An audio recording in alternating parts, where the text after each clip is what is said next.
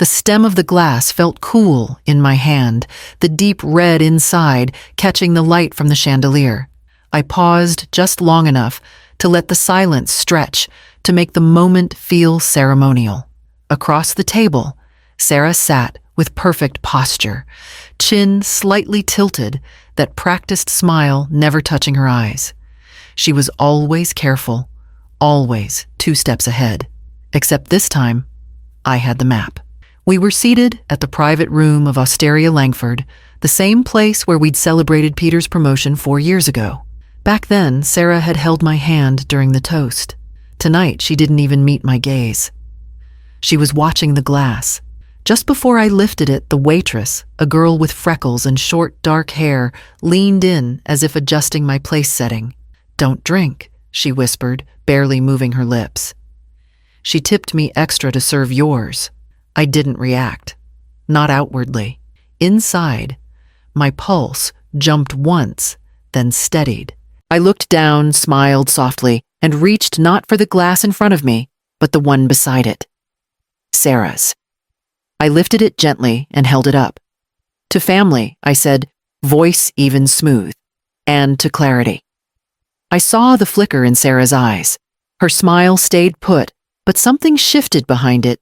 Surprise, maybe. Or recognition. Peter raised his glass like a reflex. He was distracted, scanning a work email under the table. He hadn't noticed a thing. I drank half. Sarah drank all of hers. The meal continued with soft chatter. Roasted lamb, shaved beet salad, wild mushrooms. Sarah had picked the menu. She always picked. Peter complimented the wine. I let him. The waitress returned once collected glasses, and I nodded at her silently. Sarah laughed at something Peter said, then excused herself to freshen up. She moved with such ease, such certainty, like the outcome had already been written. I wiped my mouth with my napkin, folded it in my lap, and waited. The room was warm, but I felt cold down to my spine. I'd chosen the restaurant because it was neutral ground, not my kitchen, not their living room, just polished wood, white napkins, and a bill no one could argue over. I didn't want distractions. No dogs barking, no phones ringing, just dinner, and a few words spoken clearly before anything else slipped from me. The past few weeks had been foggy. I'd walked into the same room twice, forgetting why both times. Set my car keys in the fridge once, then laughed a little too hard when I found them. Something was shifting. I could feel it. That gentle thinning between clarity and confusion. I wanted to stay ahead of it while I still could. When I told Sarah I was planning a family dinner, she offered to help. "Let me take something off your plate," she said, one hand on my shoulder, the other already opening her notes app. She chose the wine. She confirmed the time. She added her mother to the guest list without asking, then uninvited her 3 days later. "She's doing a cleanse," Sarah said, almost too casually. Peter nodded through it all. My son, who used to call every Sunday just to hear what I'd baked, now responded to my messages with thumbs-up icons and late-night voicemails. I used to blame work. Lately, I wasn't so sure. There were 6 of us at the table, me, Peter, Sarah, her sister Madeline, my niece Ava, and the waitress Zoe. She wasn't meant to be part of the story, but when she brought the second round of drinks, her eyes lingered on mine a second too long. Something in her face, it tugged at something old. Peter tried to lighten the mood with small talk. Sarah kept steering the conversation toward family trusts and streamlining care. When I brought up the will, Peter waved me off. "We trust you," he said, squeezing my hand once before letting go. But I caught Sarah looking at me from across the table, her head tilted slightly, eyes too sharp for someone who hadn't seen the paperwork. I lifted my fork and smiled back, like I hadn't just seen the edges of something sharpened. The envelope was heavier than it should have been. Paper doesn't weigh much, but the finality of ink does. I kept it tucked deep in my purse beneath a spare pair of gloves and a roll of peppermint mints I hadn't touched in weeks. The lawyer had sealed it. Notarized, it stamped it with enough legal language to withstand any challenge. I hadn't told Peter. I hadn't told anyone. Most of the estate, my house in Hudson Valley, the rental in Ithaca, the savings from 35 years of teaching and consulting, was going to Lily, my granddaughter, from Peter's first marriage. She was only 16, awkward and kind, always drawing in the margins of her notebooks. The last time she visited, she brought me a small painting of a tree with roots made of words. I framed it and hung it by the pantry next to her grandfather's old blueprint sketches. Sarah called her an emotional speed bump after a school meeting I couldn't attend.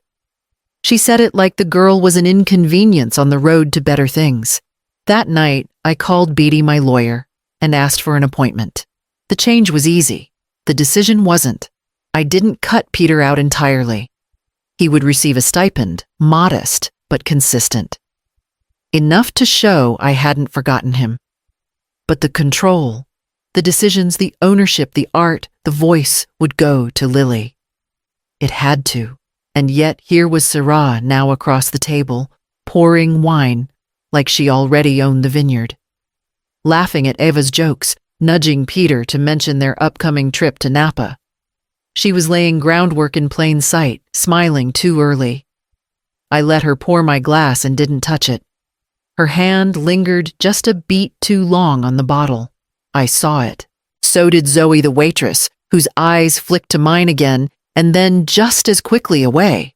There was something familiar in the way she moved, something I couldn't place yet, but would. The wine settled in the glass, dark and clean. I didn't drink it. Not yet. I wanted to see how the rest of the story would pour out. I slipped out the back door as the others ordered coffee and dessert. The alley behind the restaurant was narrow and quiet, lit by a single wall lamp above a rusted service door. I waited near the dumpster, half expecting Zoe not to come. But she did, still in uniform, apron dusted with flour, her hair tied back, the same way she used to wear it in my lab. "Dr. Corwin?" she said, a little breathless. "It's really you." "Inez," I corrected gently. "You're the one who passed me the note." She nodded. I didn't recognize her at first. But then she started talking to the kitchen staff. She brought her own bottle and said it was for your table only. She handed it off to prep like it was no big deal. Zoe pulled a folded napkin from her pocket, carefully unwrapping it. Inside was a plastic capsule, the kind you'd find in certain heart medications. I took it out of the cork when she wasn't looking. I ran a quick test with a strip I keep in my kit, just in case someone tries to spike a drink during my shift. It registered as Digitalis. The name rang through me like a dropped plate. I had used it in controlled settings years ago. In the wrong dosage, it could slow the heart, blur vision, cause fatigue, confusion. Not enough to kill, not right away, but enough to convince someone they were falling apart. "She's not trying to poison you outright," Zoe continued, voice steady. "But over time, it could make you doubt yourself, lose balance, forget things. She's trying to make me look like I'm slipping," I said, "so no one questions her when I start handing things over." Zoe gave a grim nod. "I thought you should know. I can stick around. I won't say anything unless you ask." I looked at her, this sharp, brave girl I'd once mentored, now standing in the shadows, watching over me. "I might need your help," I said. "But I'm not finished yet." I stepped back inside just in time to see Sarah returning to the table, brushing invisible lint from her sleeve. Back home, things began to settle into a rhythm I hadn't agreed to. Sarah took over the kitchen without asking. She brought her own groceries, arranged my pill organizer, and brewed my tea every evening before bed. "You need consistency," she'd say. Her tone smooth, her hands quick. "Let me help. Just rest." It would have been easier to believe her if the rest hadn't felt so deliberate. The salt was gone from the cupboard. My favorite snacks, pretzels, smoked almonds, dried mango, replaced with bland crackers and jars of imported supplements. The labels were expensive, the promises vague. The second time I woke up on the floor, I couldn't even remember falling.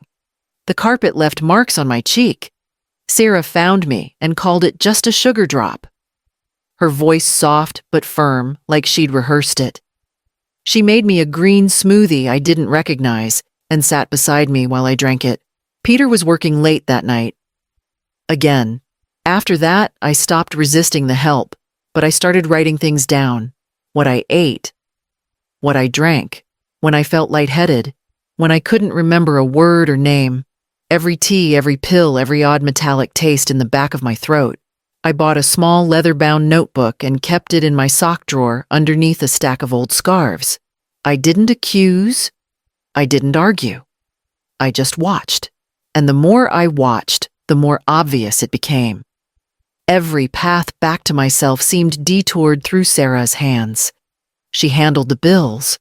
She answered my texts when my phone rang from across the room. She moved my appointments to times she could accompany me. Peter thought she was a blessing. I didn't blame him. It was easier that way, easier not to look too closely. But I was looking now, closely, quietly, with both eyes open. And when the lawyer called to confirm the update had gone through, I told him one thing: make sure the envelope is sealed. Then I slipped it into my purse and zipped it shut just as the doorbell rang for dinner. Beatty Knox still kept the same cluttered office he had when we were both young and ambitious. Stacks of case folders lined the walls, and his framed diplomas had started to yellow at the edges. But his mind was as sharp as ever, and more importantly, he still spoke to me like I mattered, like I was the one making decisions, not being managed by them. "You're absolutely sure?" he asked, pen in hand, eyes steady. "You're cutting out your son entirely." "I'm not cutting him out," I said quietly. "I'm cutting out the person who answers for him now." We sat in silence for a moment before he nodded and passed me the final page. I signed it cleanly, without hesitation. The new will placed the house, the savings, and the remaining investments into a trust for Lily, my granddaughter, the one person who still visited because she wanted to, not because she was told. Peter would receive a modest disbursement annually, enough to live without worry, but never enough to control. Sarah wasn't named, not once. Not even in the footnotes. Beatty handed me a separate envelope. "This is the letter you wanted included," he said. I nodded. "Don't open it unless they contest the will. Or if they ask why." It wasn't angry. It wasn't cruel. It was just the truth. A written record of what I'd seen and heard and why I'd chosen the future I did. I'd rewritten my estate with the same clarity I used to grade lab reports, clean lines, no room for misinterpretation. As I tucked the signed copy into my bag, I checked my watch. 3 days left. That evening, I met Zoe in the park across from the post office. I handed her the envelope, sealed and unmarked. "Don't let anyone else touch this," I said. "I won't," she replied, slipping it into her backpack like it was something sacred. We sat on the bench for a while after that. No words, just quiet air between two women who knew that silence sometimes carried more than sound ever could. The next day, I laid out the tablecloth I hadn't used in years. The dining room had quieted into that lull that follows dessert. Plates scraped softly. A few low laughs floated up from the other end of the table. Sarah was telling a story about their last trip to Sonoma, her hands moving gracefully, her words practiced and polished. She held the stem of her wine glass lightly, like a dancer finishing a routine. Then her fingers slipped. It wasn't dramatic. No gasp, no cry, just a quiet falter. Her hand trembled. The glass tipped, but didn't fall. She steadied herself against the edge of the chair, then slowly sank back as if someone had pressed a hand to her shoulder. Her head tilted, not quite slumping, not quite upright. Peter noticed, first. "Sarah." His voice cracked on her name as he reached over. "Are you okay?" She didn't answer. Her lips moved, but the words were air. Her skin had gone pale, not ghostly, but drained, like something essential had slipped just beneath the surface. The manager rushed forward with a phone in hand. I stayed where I was. "She needs help," Peter said, standing halfway, gripping her wrist. "I think it's her blood sugar." Zoe moved quickly, not toward Sarah, but toward the wine glass. She lifted it carefully by the base and set it on a tray behind her. Then she met my eyes with the slightest nod. The paramedics arrived within minutes. I stepped forward, then pulling a small plastic capsule from my purse. This was found near the wine bottle, I told them quietly. "It's been tampered with." They didn't ask questions, just took it, tagged it, and moved on. Sarah was conscious barely. One of the EMTs called out her vitals. Stable, but irregular. Peter hovered, frantic and pale. "It's probably stress," he said. "She hasn't eaten much. She's been busy." The paramedics didn't respond. They were already loading her onto the stretcher, her bracelet clinking softly against the rail. I stepped aside as they passed. Zoe followed them out, silent as ever, her tray steady. I returned to the table and sat down, slowly folding my napkin over my lap again. They knocked just after breakfast. Two plainclothes detectives, polite but direct badges tucked into leather wallets, and voices that didn't waste time. I led them into the front room and offered coffee. They declined. "We're following up on the incident at Osteria Langford," the taller one said. "You're listed as the host of the dinner." I nodded. That's correct. They had already spoken to Zoe, also to the restaurant manager, who confirmed Sarah brought in her own bottle and gave specific instructions for who should receive each glass. It wasn't standard practice, one of the detectives said, but the staff followed her lead because she insisted it was part of a medical routine. They showed me photographs of the bottle's cork, the capsule, the residue. I didn't flinch. Only one set of fingerprints on the bottle, the second detective added. Hers. They'd also found a pill container in Sarah's handbag that night. A compound consistent with the capsule Zoe retrieved. It matched a heart medication prescribed only for specific severe conditions. No one in our family had such a prescription. I hadn't seen that container before, but I knew what it was meant to do. Sarah, of course, claimed I'd set her up, that I planted the capsule that the waitress was in on something that I'd fabricated the whole evening as revenge. But the toxicology report showed traces of digitalis in her blood, too low for any recreational purpose, too specific for coincidence. They tested me as well. Nothing. Clean. A recent doctor's visit confirmed it. I even handed over my logs, the notebook filled with symptoms and dates. They read it carefully. One of them closed the file and looked at me for a long moment. "You've been building this case for a while." "I've been living inside it," I said. They didn't arrest Sarah that day, but they visited her, in person, and I imagine she knew from the way they looked at her that something had shifted, that the story wasn't hers to control anymore. When they left, I made tea for myself for the first time in weeks. Then I opened the windows. Peter packed his things quietly, a few boxes at a time, avoiding the hours I was home. The sound of drawers opening and closing became part of the house's rhythm for a while, until it wasn't. He didn't speak much during those 2 weeks. We passed each other in the hall once, and he gave a nod, so small I almost missed it. No questions, no accusations. He never mentioned the wine, never asked what the doctors found, never asked how long I'd known or what I'd planned. And he didn't ask about the will. I didn't offer answers. There was nothing to be salvaged in forcing a conversation he clearly didn't want to have. When he finally left, he didn't leave a note. Just a set of spare keys on the counter and a mug still sitting in the dishwasher. Sarah didn't return. She stayed with her sister in Chaussette, if the gossip was true. I'd heard whispers through Ava, something about medication legal tension, and a lawyer who wasn't returning her calls. Sarah left 3 messages on my phone. I deleted them all without listening past her name. Beatty delivered the letter to Peter the day after he moved out. I never asked if he read it, but I like to think he did. It wasn't cruel. It wasn't emotional. It was simply a record of what had happened, what I had seen, and what I had chosen. It included the timeline, the notes, the reason Lily would carry the next part forward. I returned to my greenhouse the next morning. The air was quiet in there, honest in a way people rarely are. I trimmed the basil back, repotted the marigolds, and cleared out the stubborn vines I'd ignored for too long. Some things grow in silence. Others take over, unless you name them and pull them up by the root.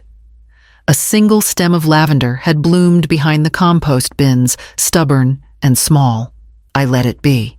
That afternoon, I baked a loaf of cornbread, set the table for 3, and waited for Lily and Eva to arrive. The table was smaller, this time the noise gentler.